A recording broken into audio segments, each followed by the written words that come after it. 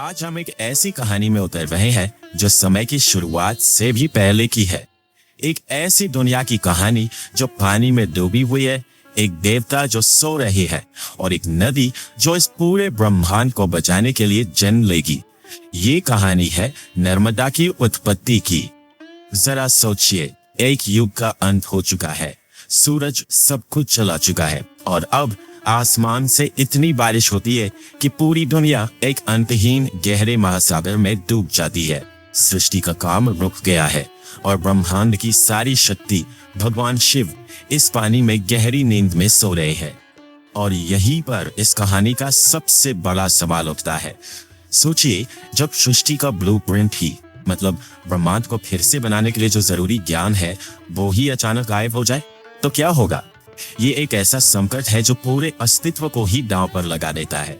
तो कहानी की शुरुआत होती है एक सोए हुए ब्रह्मांड से। सब कुछ बिल्कुल शांत है, लेकिन इस शांति के नीचे एक अजीब सा तनाव छिपा है। पूरा ब्रह्मांड अपने स्वामी के अंदर सिमटा हुआ है और सिर्फ एक ही है जो ये सब कुछ देख रहा है। देखिए, ये कोई आम नींद नहीं है। भगवान शिव पूरे 1000 युगों तक सोते हैं। ये इतना लंबा समय है कि हम इसकी कल्पना भी नहीं कर सकते। और उनके अंदर पूरा ब्रह्मांड एक बीज की तरह बस फिर से उगने का इंतजार कर रहा है। और इस पूरे समय मतलब पूरे 1000 युगों तक भगवान शिव के चरणों में बस एक ही आकृति पहरा दे रही है, ज्ञानवान नर्मदा। वो खामोशी से पूरी लगन के साथ सेवा करती है और यही बात उन्हें इस कहानी का हीरो बनाती है, क्योंकि वो अकेली है जो देखती है कि आगे क्या होने वाला है। और अब कहानी में आता है संकट। जब एक देवता सो रहा है तो दूसरे पर एक ऐसी मुसीबत आ पड़ती है जो उसके होने के मकसद पर ही सवाल खड़ा कर देती है। निर्माता यानी ब्रह्मा एक बहुत बड़े संकट में है। इस संकट को समझने के लिए हमें वेदों को समझना होगा। ये सिर्फ किताबें नहीं है, कह सकते हैं कि ये ब्रह्मांड का नक्शा है, वो ज्ञान जिससे ब्रह्मा सृष्टि करते हैं। इनके बिना ब्रह्मा बिल्कुल शक्तिहीन है। ये शब्द खुद ब्रह्मा के हैं। जब चारों वेद अचानक उस ब्रह्मांडीय महासागर में डूब जाते हैं तो वो पूरी तरह से लाचार महसूस करते हैं। उनकी शक्ति, उनका उद्देश्य, सब कुछ मानो खत्म हो गया। ये उनकी सबसे गहरी निराशा का पल है। अब दांव पे बहुत कुछ लगा था। वेदों के बिना सृष्टि फिर से शुरू नहीं हो सकती। ब्रह्मा घबराहट में सोए हुए शिव के पास जाते हैं, उन्हें जगाने की कोशिश करते हैं। उन्हें शक होता है कि नर्मदा जो हमेशा से वहीं थी वो जरूर जानती है कि क्या हुआ है, और उनका शक बिल्कुल सही था। यही से कहानी एक नया मोड़ लेती है। अकेली गवाह नर्मदा अब सामने आती है और उस राज से पर्दा उठाती है जिसने निर्माता को भी लाचार कर दिया था। नर्मदा जो बताती है वो सीधा और चौंकाने वाला है। वो कहती है कि कैसे 2 खतरनाक दानव मधु और कैटब अचानक आए। उन्होंने ब्रह्मा की कमजोरी का एक पल देखा और पवित्र वेदों को छीनकर महासागर की गहराइयों में गायब हो गए। लेकिन ये कोई आम दानव नहीं थे। मधु और कैटब को खुद शिव ने एक पिछले युग में बनाया था और उन्हें एक वरदान भी मिला था कि वो अजय हैं। उन्हें देवता या असुर कोई भी नहीं हरा सकता। ये बात उन्हें एक लगभग नामुमकिन दुश्मन बना देती है। तो संकट एकदम साफ है। अपराधी लगभग अजय है।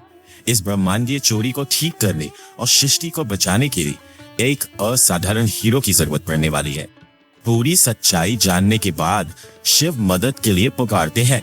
वे भगवान विष्णु को बुलाते हैं।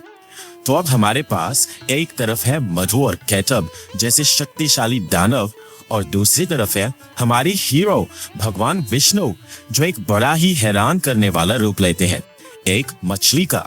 और फिर विष्णु एक्शन में आते हैं। मछली के रूप में वो महासागर में उतरते हैं, उन शक्तिशाली दानवों का सामना करते हैं और अपनी दिव्य शक्ति से उनका वध कर देते हैं। वो खोए हुए वेदों को वापस लाते हैं और ब्रह्मा को लौटा देते हैं, जिससे सृष्टि का रास्ता एक बार फिर से खुल जाता है। तो संकट तो टल गया, लेकिन कहानी यहाँ खत्म नहीं होती, क्योंकि अब हम इस कहानी के असली मकसद तक पहुंचते हैं। ये समझना कि नर्मदा नदी को इतना पवित्र क्यों माना जाता है। यहाँ एक बहुत ही खूबसूरत सोच सामने आती है। 3 मुख्य देवता 3 पवित्र नदियों के रूप में प्रकट होते हैं। विष्णु बन जाते हैं गंगा जो पापों का नाश करती है। ब्रह्मा बन जाते हैं सरस्वती जो वाणी की शक्ति है, और रुद्र यानी शिव बन जाते हैं नर्मदा जो आत्माओं का उद्धार करती है। और हाँ, यहाँ एक बहुत जरूरी बात है, ये कहानी जिस तरह से इस ग्रंथ में बताई गई है वो एक शैव नजरिया पेश करती है। इसका मतलब ये है कि विष्णु वेदों को बचाते तो है, लेकिन वो ऐसा शिव के कहने पर करते हैं।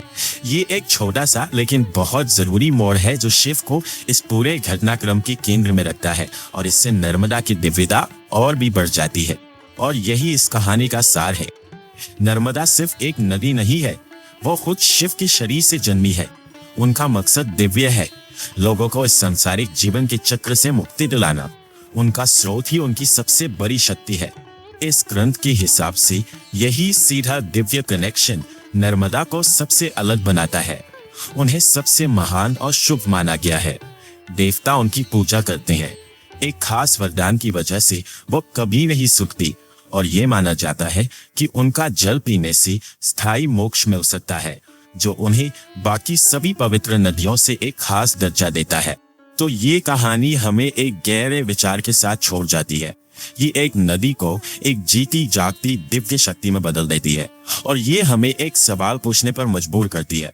जब हम किसी पहाड़, जंगल या नदी को पवित्र कहते हैं, तो ये उस जगह के बारे में जितना बताता है, उससे कहीं ज्यादा ये हमारे अपने विश्वासों, हमारे मूल्यों और इस ब्रह्मांड में अर्थ की हमारी अपनी तलाश के बारे में क्या बताता है।